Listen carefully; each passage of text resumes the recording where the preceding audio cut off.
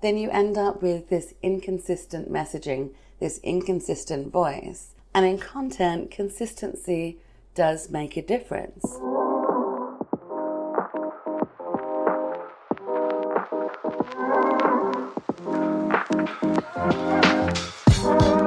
Hey there, you're listening to Content About Content. It's the podcast designed to help you feel more confident and content about your content creation, content management, content everything. I'm your host, Jen Robson, and I'm the founder and director of Engage Agency, the content agency based here in not quite so sunny Newcastle, New South Wales. Today, we're gonna talk voice. So let's get to it, shall we? Okay, so often when you hear copywriters talking about voice, they will say tone of voice. This drives me up the wall because they're actually two different things. You've got voice and then you've got tone. So technically tone of voice would be correct if you're talking just about the tone, but the tone is not necessarily the most important piece. It's an important piece in individual pieces of content, but it's the voice that is looking across all content and all channels that you publish in.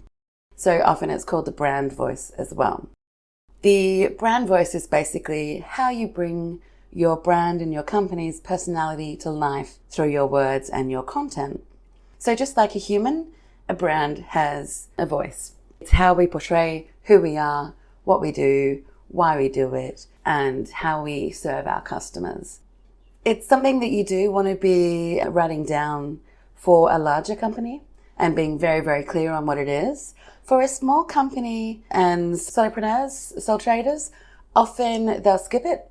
And that's, normally fine. It tends to then become the voice of the person doing most of the writing for the company, rather than something that's been defined as being for the business and for the brand. That's actually a issue that I fell into here at Engage. I was like, well, it's me. At that time, I was a sole trader before we became Engaged. And I was like, well, it is me. It's me that they want to hire. It's me that they want to talk to. So I will just be me. The problem then became, though, that I was appearing much smaller than the agency became. The reality is that we are an agency now of 14-ish people. And we've got 10 languages plus copywriters and support staff as well. So, it's not just me. And using my voice to talk about the company or share the company message was no longer serving the agency. So it was something that I had to go back personally and revisit for Engage, the company. So that's what will happen for a lot of businesses. As they start to grow, they will find that their voice is playing small because that's what it was when their voice was first created or not created and just kind of evolved. But as you do grow, you do want to be very, very clear on what your voice is, what your business voice is. And the reason for that is that you start getting more riders and more riders. And by communicating what it is that your voice is, how it is that your brand speaks, then you can have 15 riders all writing for different things across different channels, social, your website, blogs, your interfaces, but they all bring the one brand to life. Without that, it's set in stone and that completely agreed and, communicated and shared across different stakeholders and different writers and agencies as well, if you hire them, then you end up with this inconsistent messaging, this inconsistent voice. And in content, consistency does make a difference. At a basic level, it means that as customers move through your site or through your app, as they go from your ads to your site, or as they go through your social content to your e-commerce platform, whichever, platform that they are on, they don't have a disjointed experience. Everything flows. They feel like they're in the same place and talk to the same person. Everything is written in a very similar fashion, and they feel more confident that you're a legitimate and trustworthy business.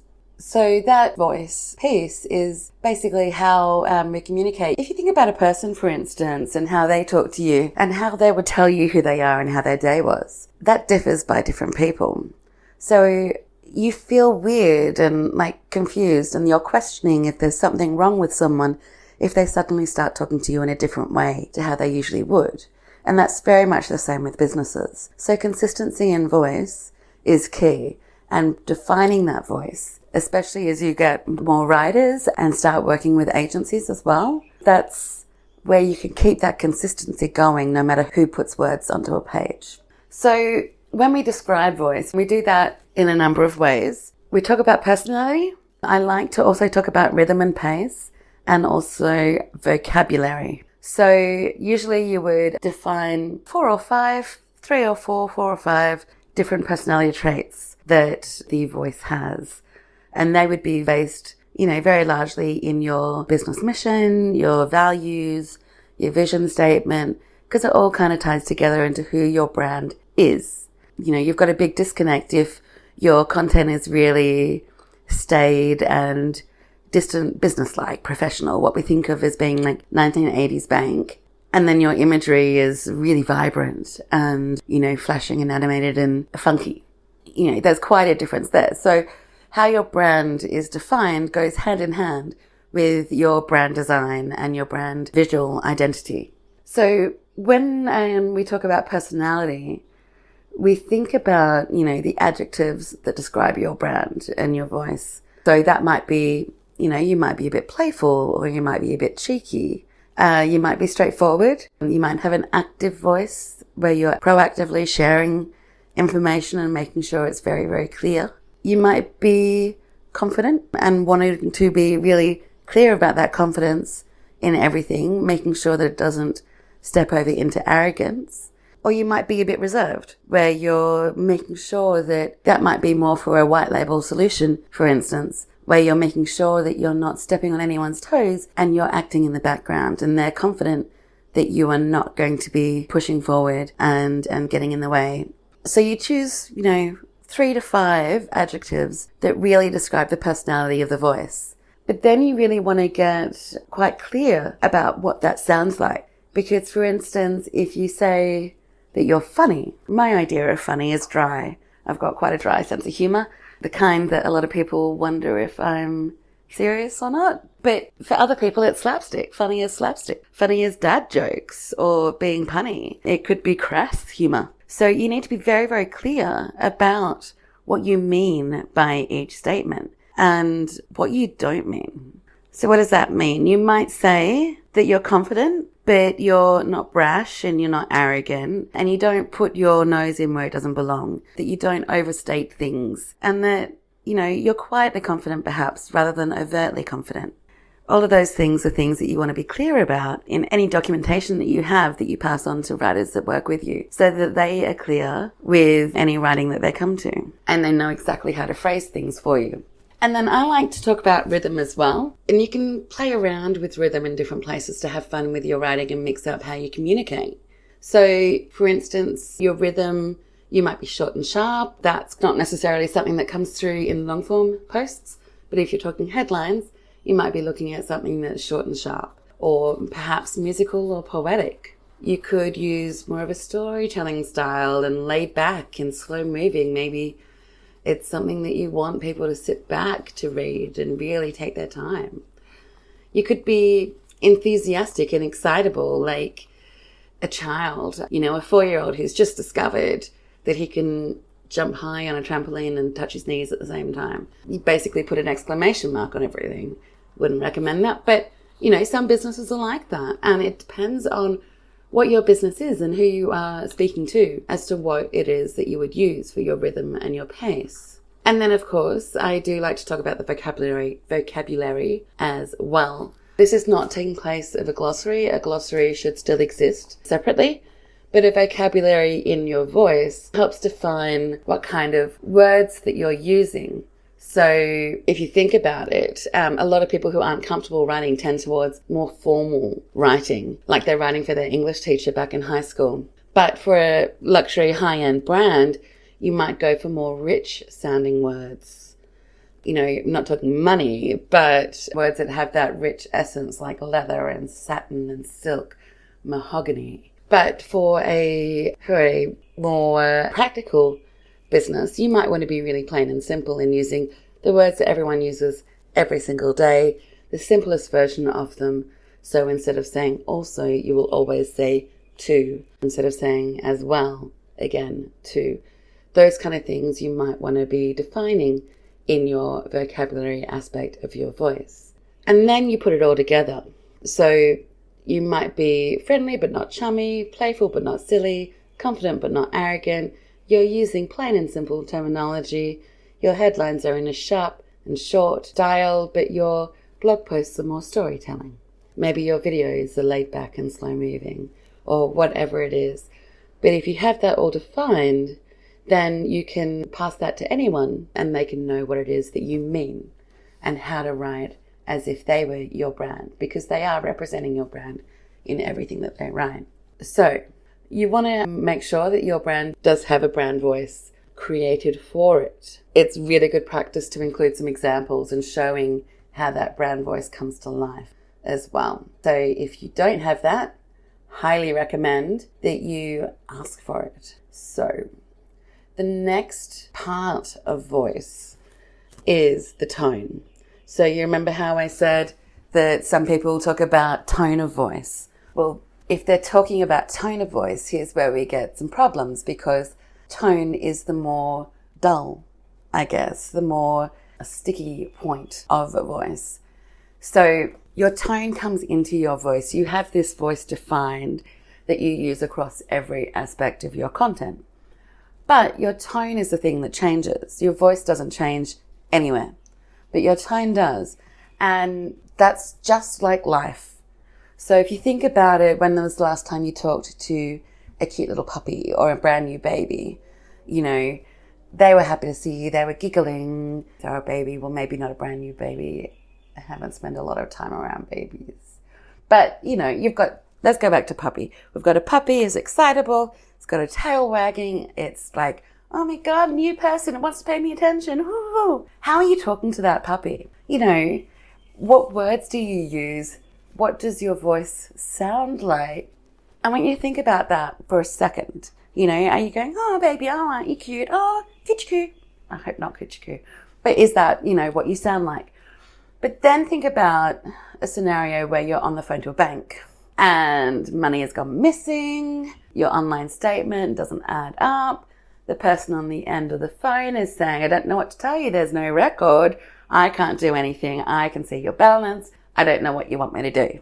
You know it's not their fault, but you know, you've been on the phone for 3 hours and you haven't got this sorted and it's quite a bit of money.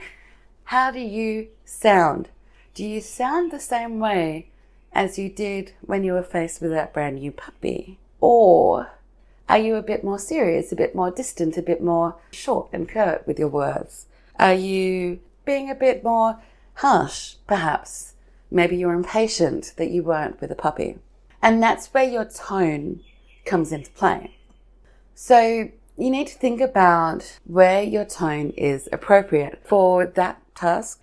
If we're doing quite in-depth tone work with a client, we'll do a lot of empathy mapping to define that. That's really, really key in content design, UX content, you know, micro copy, particularly in apps, where you might want to think about how did the customer come to this page? What do you need to tell them?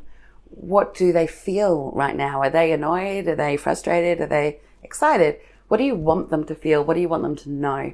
And you'll go through this exercise potentially for each individual string of content, each individual sentence, each individual screen, to make sure that you get the message right and the tone right at every step of the way. Particularly important when it comes to like error messages and things like that, and paths and flows through an app or an online portal where things just aren't going well. So here it is that's where the tone comes into play. You still have the same voice, whether it's good news, bad news, whether it's a sale, whether you're discontinuing a relationship with a client or a customer. You have the same voice, but your tone changes.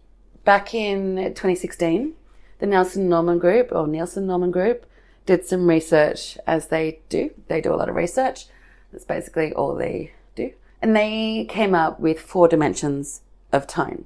So basically the idea is that your tone, and any point in time in any content, and even in day-to-day, falls on a scale of funny to serious, formal to casual, respectful to irreverent, enthusiastic to matter-of-fact. And this plays out in the way you choose your words and the way you choose to structure your content. So everything moves along that scale. You might, turn up the seriousness and turn down the casualness in some scenarios. There might be times where you actually are irreverent depending on the situation. And so where along those scales does your tone fit at any one time? And that's something that the empathy mapping that I mentioned earlier can really, really help you with. One message, for instance, say you had an out of stock message on an e-commerce site, you could just say we're out of stock. But then if you were to change the dimensions of the tone, that could be anything from we're out of stock right now. Do you want us to let you know when it's back in? To, oh my God, we're out of stock. I can't believe that happened. To, sorry, go away, come back later. It doesn't really change what the actual core of the message is. The core of the message is you're out of stock. But how you're saying that is defined based on your tone for the situation and your overarching voice for the brand. You might want to define some of those tones up front. Some businesses do that, particularly enterprises. I'm seeing they do that more and more, where they might say, in this situation, we are using this tone. In this situation, we are using that tone. That could be helpful. But honestly, often it does come down to what makes sense at the right time. And for more complex pieces, really going down to that empathy mapping. What's the customer trying to do? What do you as a business want the customer to do? How did they get there? Is there anything they really need to know? How are they feeling? How do you want them to feel? And all of these things kind of come into play and help you define how to write the content for that piece, that time. Obviously, that's a lot of work, so you wouldn't want to do that for every single sentence that you come across. But for the more difficult pieces, that is there. And as you become more confident with your voice, with your business voice, with your brand voice, as you become a more confident writer, if you are a writer, a lot of this becomes kind of second nature. For a lot of writers these days, yes, you still want to see what it is that people are defining as their voice, because sometimes what they have in their guidelines as what their voice is does not match up with what they place on their website, what they publish there. But a lot of times you can just look at what they published already and kind of grow from that and work from that if it's not been published previously, to build that consistent voice throughout. It's not ideal. The ideal is you do get both. You get the examples, the live stuff, and you get a definition. So you're very, very clear, and there's no question about whether or not it is the brand I'm speaking through the words that you do create. So that, in a nutshell, is a voice and tone. I am at the moment developing a worksheet and small recording to help people work through and define what their voice and tone is. So if you're interested in that, send me a note and I'll let you know if and when it goes live. Thank you, as always, for listening. I really do appreciate your time. If you have any questions about any of this, hit me up, let me know. And please, if you enjoyed this episode or any of our episodes so far, hit follow, hit subscribe, and share it with your friends and family if you think it's going to help them as well. And I'd love to see some reviews. So if you've got 5 minutes, please do leave a review. All right, thank you and have a fabulous day. I'll speak to you soon. Bye.